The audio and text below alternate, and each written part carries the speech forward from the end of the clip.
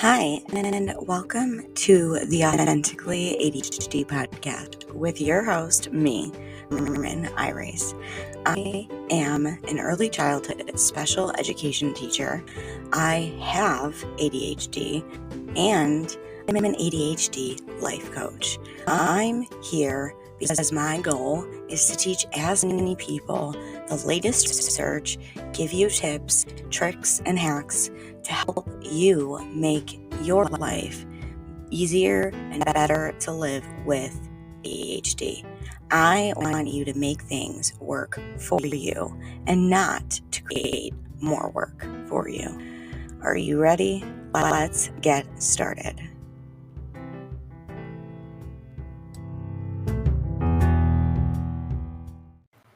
Hi, and welcome back to the podcast.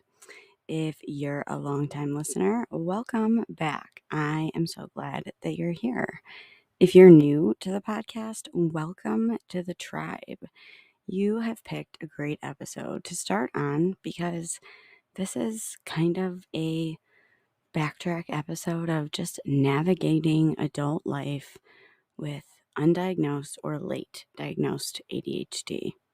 What it's like, what it was like for me, what the research says, and some of the outcomes of growing up with undiagnosed or late diagnosed ADHD.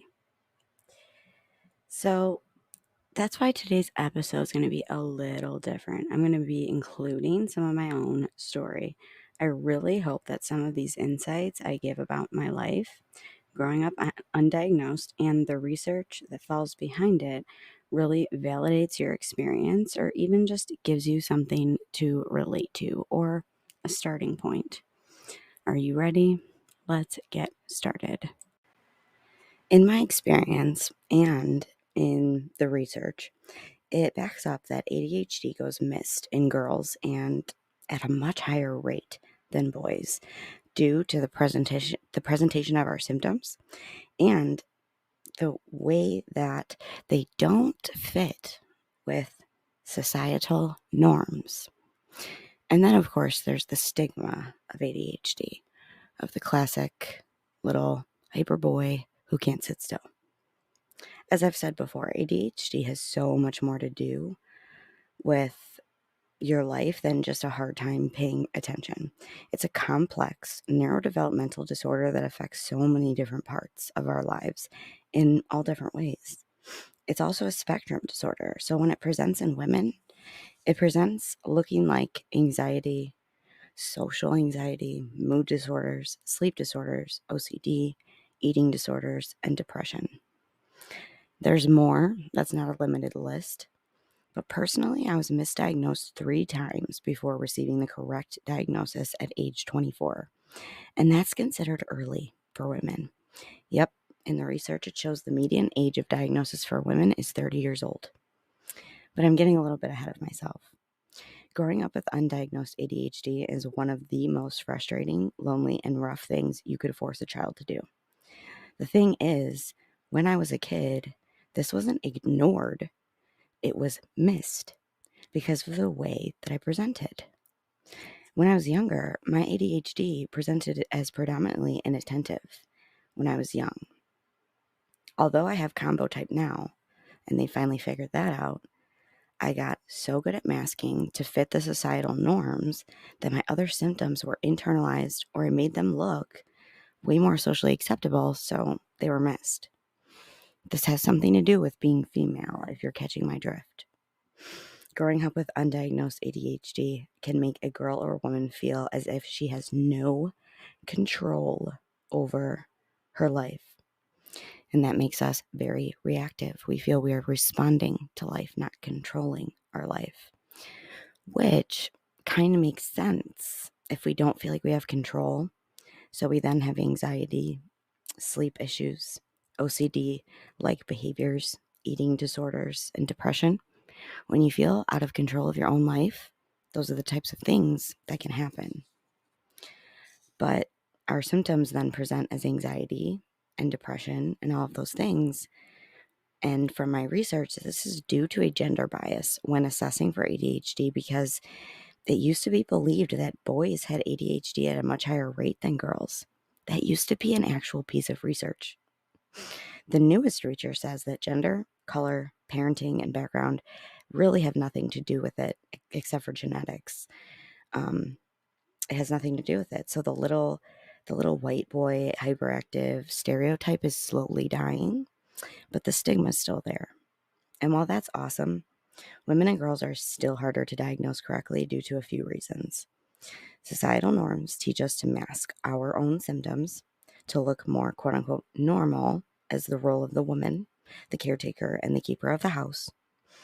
Women also have a higher threshold for the symptoms of ADHD, and we usually find coping skills. Although not all, okay, let me start that sentence over because talking is hard. Usually we find coping skills. Sometimes they're not so healthy. This can lead to rumination of thoughts. This can lead to overworking. This can lead to avoidance. It can lead to a lot of different things because while boys shout out impulsively, run around with hyperactivity, and cannot seem to sit still, girls are more likely to have internal racing thoughts, to drift off into daydreams, or just completely space out. The little boy will be noticed and identified while the little girl develops anxiety about going to school every day because she's not doing well. Then she becomes so adverse to school that she is taken in to be assessed for anxiety because she's showing anxiety symptoms about going to school because she's not good at school because she has ADHD.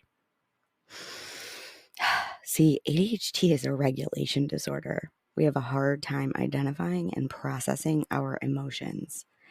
We sometimes are masking so much that some women even lose their sense of identity. We get these overwhelming emotions.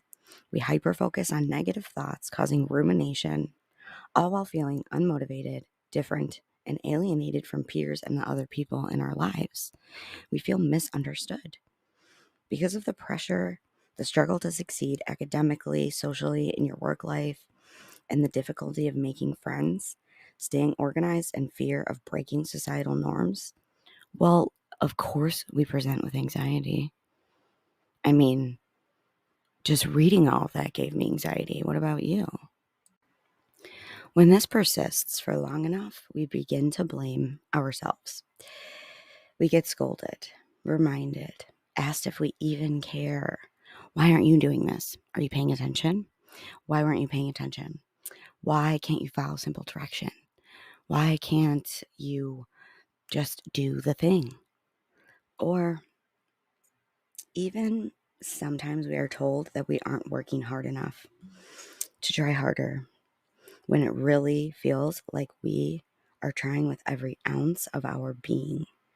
We can start to believe that we are faulty as human beings.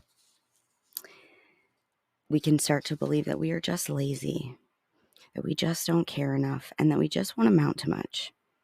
What do you think that will lead to?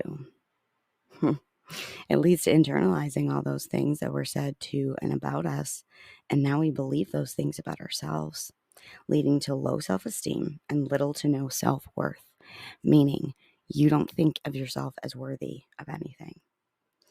Now, here comes depression symptoms that we present with, because we've gone along with this anxiety for so long because of the ADHD that we have gone to the point where we have little to no self-worth, and now we present with depression symptoms.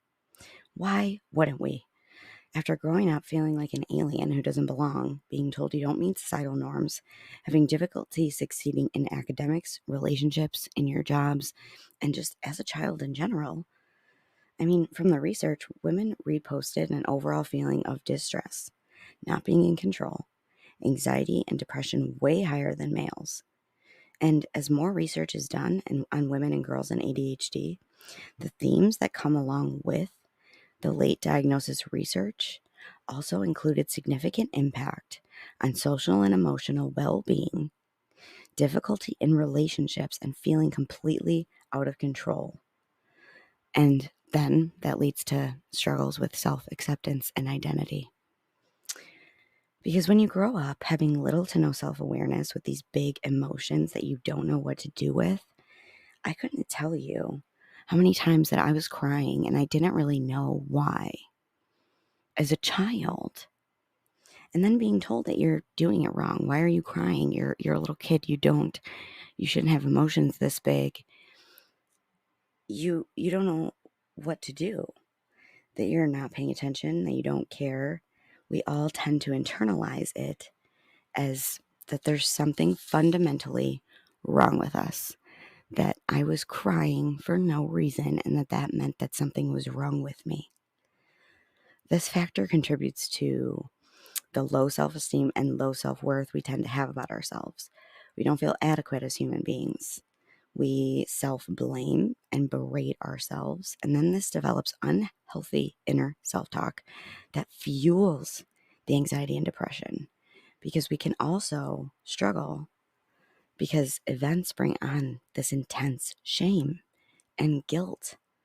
And then we self-blame more for always being wrong, always being dumb, always being lazy, sometimes leading to self-loathing and even down to suicidal thoughts. Trigger warning. Yes, I'm a suicide survivor because the depression got bad enough.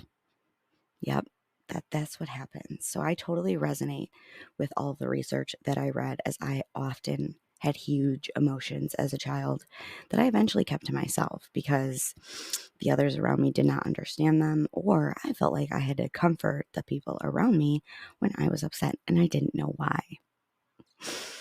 So I kept myself quiet in order to not burden others or to be told I was a kid who didn't need to feel all these big emotions. But I still did. I felt intense sadness, intense fear, and overwhelm. I felt like I was being a human in the wrong way, like everyone else received the correct instructions, and mine, I got the directions, but mine were in Japanese and they were all out of order. So as I'm trying to translate them and put them in order, people are passing me by in life. Because we have a lack of self-awareness and we are told all these things growing up, and we hear these things about ourselves, we are never taught how to handle the big emotions, the transitions, and all the different things that go along with ADHD. So we're never taught how to be in friendship or in relationship with people, which can contribute to a lack of value in ourselves, little to no identity formation, feelings of inadequacy, failure, and weakness. I mean, most of these things that I'm saying, it leads to this feeling, they're not good feelings. As a person with ADHD, I have always had a hard time making and keeping friends as a child and as an adult.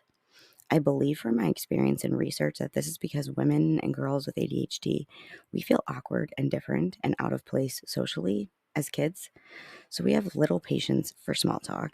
We have a hard time reading social cues and facial expressions, and we say things unintentionally out of impulsivity.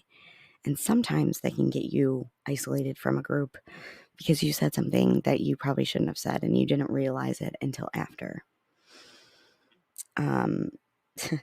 This also leads to social anxiety, then feeling unable to relate to other women, to control our emotions, and fear of losing control leads to struggles in friendships, belonging, and romantic relationships later on. We have a more difficult time getting into a healthy romantic relationships. Likely, we get into romantic relationship filled with abuse and divorce. Because without building our own true identity, it's very difficult to build any type of real relationship with anyone, peers, coworkers, family, anything. I was in a narcissistic abusive relationship for 8 years. I let myself get cheated on over and over again because I didn't feel like I was worth something different, something better. We tend to be described as too much, too emotional, too reactive, selfish, talkative, too loud, and just overall too much, and etc., etc. Often we do not feel a sense of unconditional love from our family of origin. Personally, I believe this is why I spent 8 years in a relationship letting a narcissist emotionally abuse me, take advantage of me, and cheat all the time. I had little to no self-worth or respect. Like many other women diagnosed later in life, I also felt as if I had no sense of control over my life.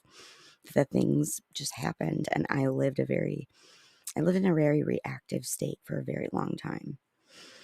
This is actually the creation of trauma going on. The things that I'm talking about, these are little t traumas that, when added up, lead to CPTSD later in life.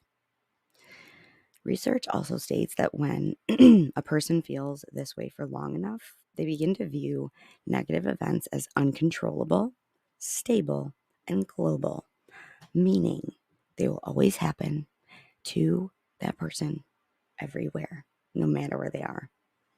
And as you grow and learn that this isn't the case at all, we go back to attributing our failures to our internal flaws as humans. So, what does this mean? Are we, doomed to be this way forever? The answer is no. Getting a proper diagnosis and getting the treatment can help you to start to heal, to accept yourself, and more importantly, thrive as the human you are made to be. I urge you to seek help if you resonated with this episode. Talk to a therapist, talk to your doctor, find a psychiatrist or a psychologist, find somebody to talk to start a treatment plan, to maybe get a diagnosis. If you already have a diagnosis, do you have the right supports? Do you have a treatment plan? Are you utilizing the amazing things we have in this world, like the coaching program Focused that I'm in right now? It's a community of ADHDers led by a woman with ADHD who has created this program for people just like us. And I can tell you that my self-worth, my identity, my organization, and my relationships have improved immensely since I joined. So I invite you to use my link to join. It's in the show notes. If you use that link, we both save money this month. And who can't save money if you're an ADHDer? I mean, come on. So I hope this episode brought to some light to you what it's like to grow up with undiagnosed or missed ADHD. And that's all I have for now. We will talk soon. Stay authentic, my friends.